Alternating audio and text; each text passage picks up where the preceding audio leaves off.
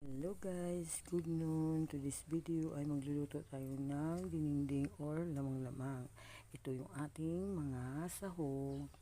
Meron tayong hipon na dried, saluyot, ang takway, malunggay, tsaka meron tayong uhong, meron tayong papaya.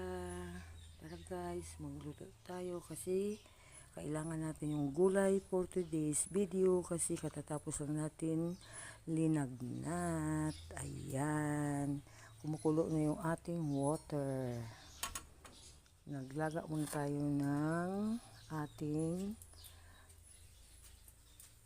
bawang at saka sibuyas. Ayan, kumukulo na guys. Ilagay na natin si papaya.